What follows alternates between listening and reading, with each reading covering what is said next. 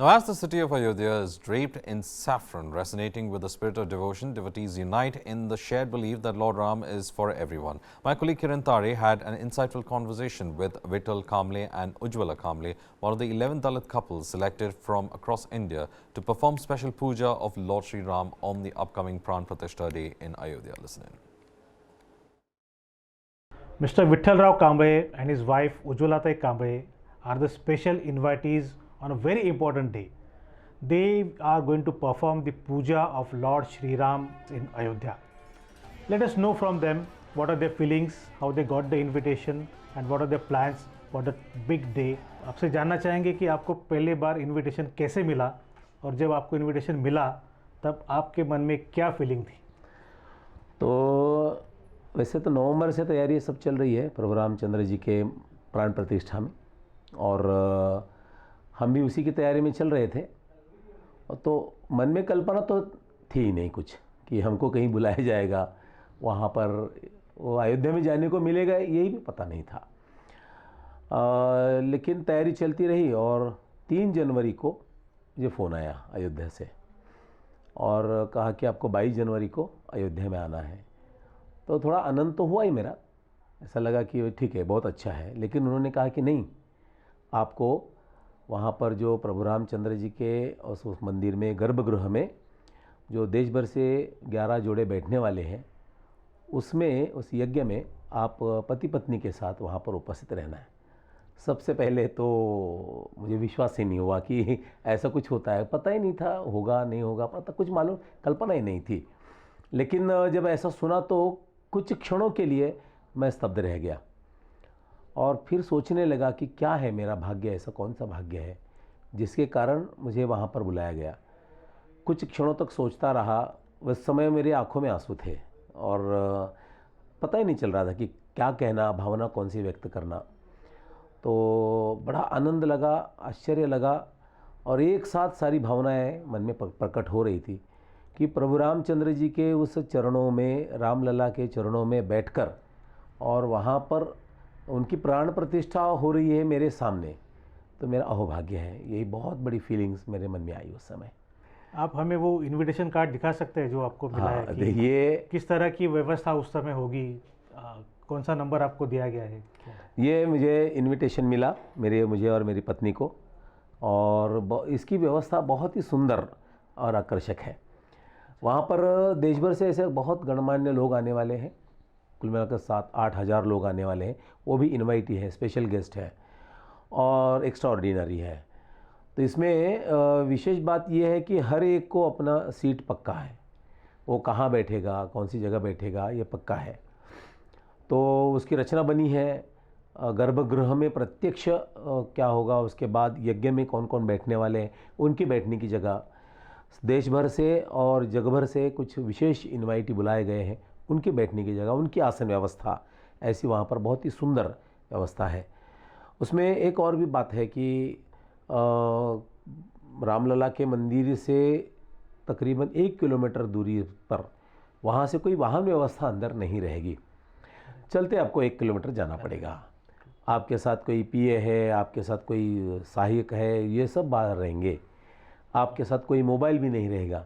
तो आपको केवल रामलला के चरणों में जाकर बैठकर उस कार्यक्रम का आनंद लेना है, सहभागिता होना है। सारे लोग तो सहभागी होने वाले, लेकिन हम पति पत्नी उसमें भागीदारी होने वाले हैं।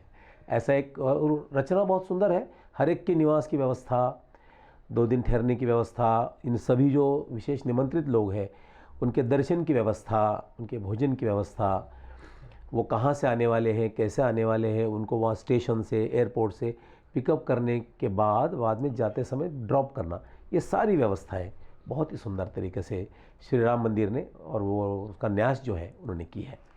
आपकी निवास व्यवस्था भी अयोध्या में ही होगी? अयोध्या में ही होगी हमारी निवास व्यवस्था। कुछ तय हुआ है कहाँ रहने वाले? हाँ जी, हमें ये संघ कार्यालय में हम रहेंगे यहाँ से, और वहाँ जो भी जोड़े आने वाले हैं उनको अलग अलग जगह पर रखा है। मुझे संघ कार्यालय में रहने के लिए कहा है।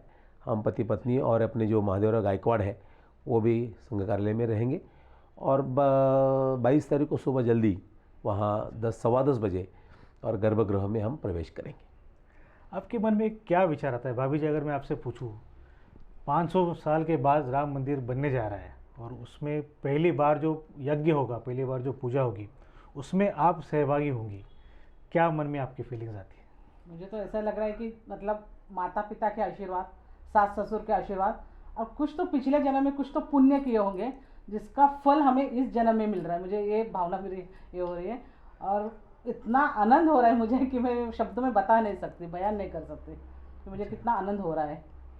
पर विठल, आप तो सार्वजनिक जीवन में काफ़ी ज़्यादा उत्साहित है, कार्यकर्ता है, आपके मन में क्या भावना है? आपने तो ऐसे बहुत सारे प्रसंग देखे होंगे। ऐसा है कि जैसे शबरी प्रभु रामचंद्र जी की राह देख रही थी, तो शबरी राह देख रही थी, उसने रामलला को देखा ही नहीं था, लेकिन राह देख रही थी, जन्म जन्म से राह देख रही थी कि मेरे राम आएंगे और मेरा भाग्य उजर जाएगा, मैं जन्मों का सार्थक हो जाएंगे। ये जो कहानियाँ सुनते थे हम, लगता था कहानी ये है, लेकिन जैसे ये निमंत्रण आया है और जो सम्मान हमको दिया है, तो राम सबके कैसे हैं ये साक्षात इसी जीवन में और इसी देह में वो हम देख रहे हैं, अनुभव कर रहे हैं। इतने बड़े प्लेटफॉर्म पर हम जाकर यज्ञ कर रहे हैं, तो रामलला सबके हैं। मतलब क्या है, वहाँ ना मेरी जाति पूछी गई, वहाँ ना मेरा पेशा पूछा गया, वहाँ ना मैं क्या करता हूँ, कितना धन है, ये नहीं पूछा गया। कि उस लोगों में इतने धनी लोग आए हैं, इतने कला क्षेत्र के लोग हैं, सब है, मैं तो एक सामान्य शिक्षक हूँ, तो लेकिन मेरा सम्मान ये रामलला की कृपा है। और यही बताता है कि राम सबके हैं, किसी जाति के, किसी प्रांत के, ये सारे विश्व के राम हैं। ये कारण से मुझे अनुभूति हो रही है उसकी। मैं शादी के पहले 1992 में जब ये बाबरी ढांचा गिरा, तो उस आंदोलन में मैं सम्मिलित था और एक आनंद का वातावरण था। रामलला की उस जन्मभूमि को मुक्त करना है और मैं गया था 92 के उस समय जब सारे ढांचे गिर गए, तो बस वहाँ पर समाज इतना बड़ी लाखों की संख्या में थे, मैं भी वहाँ था। उसको देखने के बाद एक आनंद की बात आई कि चलो मुक्त हो गई भूमि, और प्रभु रामलला झोपड़ी के क्यों न हो और टेंट में क्यों न हो, रामलला अपनी जगह पर विराजमान हो गए। 500 550 साल का संघर्ष जो है वो समाप्त हो गया। आशा आ गई थी कि रामलला का भव्य मंदिर बने, लेकिन ये कल्पना नहीं थी, याची देही याची डोळा, उसको देखे और इससे और भी आगे की कल्पना है कि उसी मंदिर में जहाँ पर उस आंदोलन में था, और वहीं पर अपने हाथों से रामलला को गर्भगृह में विराजमान होते हुए देखूं। पर इन 40 सालों में आपने, 30 सालों में आपने क्या देखा है? 92 से लेके 2023 तक क्या बदलाव आपने देखे समाज में? जब वो ढांचे गिरे तो हिंदू समाज के मन में एक सकारात्मक ऊर्जा उत्पन्न हुई कि हम कर सकते हैं, गुलामी के निशान हटा सकते हैं। ये आत्मविश्वास पैदा हो गया है। देखिए, ऐसा होता है ना कि किसी की श्रद्धा को नष्ट करके वहाँ पर राज्य करके उसकी श्रद्धा नष्ट करना और उसको गुलाम करना, ये ठीक नहीं है। लेकिन उससे जब वो बाहर निकलता है तो उसका आत्मविश्वास बढ़ता है। भारत में वहीं से आत्मविश्वास शुरू हो गया, धीरे धीरे, क्रमशः, थोड़ा लगा समय, ठीक है, लेकिन क्रमशः धीरे धीरे धीरे भारत अलग रूप से स्वतंत्र होने लगा, खुद के तंत्र पे चलने लगा। अभी आप तो देखते ही हैं कि कितना बदलाव आ गया है। ये कोई पार्टी का बदलाव नहीं है, कि राजनीतिक बदलाव नहीं है, ये समाज की चेतना जागृत होने का बदलाव है।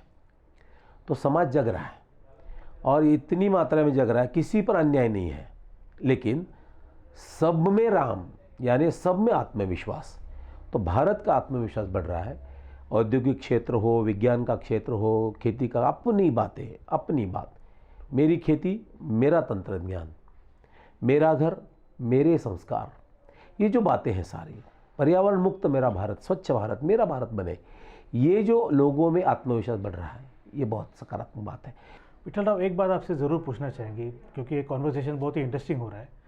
जय श्री राम का नारा लगाना क्या सच्चे में कम्युनल है? आपने कहा श्री राम किसी व्यक्ति के नहीं है, किसी जाति के नहीं है, किसी व्यक्ति समुदाय के नहीं है, तो जय श्री राम का नारा लगाना कम्युनल कैसे हो गया, और क्या वो सच्चे में कम्युनल है? किसी को उकसाने के लिए ये नारा लगाया जाता है? अभी तो ये प्रश्न ही गलत है कि कम्युनल है क्या, तो कम्युनल कैसे हो सकता है? आप कहीं पर भी, अभी 31 यहाँ पर हो गया, तो 31 रात को जब 12 बजे लोग करे, तो वैसे तो वो ईयर जो है भारत का नहीं है, ये अंग्रेज़ों ने लादा हुआ ये वर्ष है, लेकिन युवा सब नाच रहे थे, भारत का बच्चा बच्चा जय श्री राम बोलेगा, वो कैसे कम्युनल हो जाएगा। हाई सोसाइटी के बच्चे कहीं पर भी कोई कह रहा है तो जय श्री राम बोल रहा है, ट्रेन में जाओ तो सब जय श्री राम बोल रहा है, मुसलमान भी कुछ जय श्री राम बोल रहे हैं। अभी वो कम्युनल कैसे हो सकता है। ये विचार जो है ना, वो थिंकिंग अलग होती है, वो स्वार्थ होता है। अब ये पॉलिटिकल पार्टी या कुछ और होगा, किसी का भी स्वार्थ हो सकता है। स्वार्थ में वो अपने माँ बाप को भी नहीं छोड़ते, ऐसे देखा जाए तो स्वार्थ में ऐसा नहीं चलता। तो राम तो कम्युनल हो ही नहीं सकते, क्योंकि सबके राम है, नाम में भी राम है। जब आप वापस आएंगे अयोध्या से, क्या लेकर आएंगे?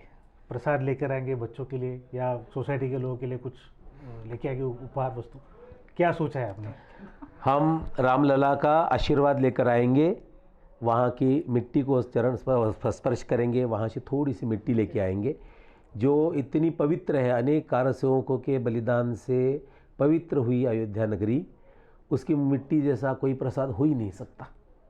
वो मिट्टी लेके आएंगे और सभी के लिए न्योता देंगे कि आइए हम रामलला के फिर से एक बार दर्शन करेंगे, धन्य होकर आएंगे, शायद हमारा पुनर्जन्म होगा।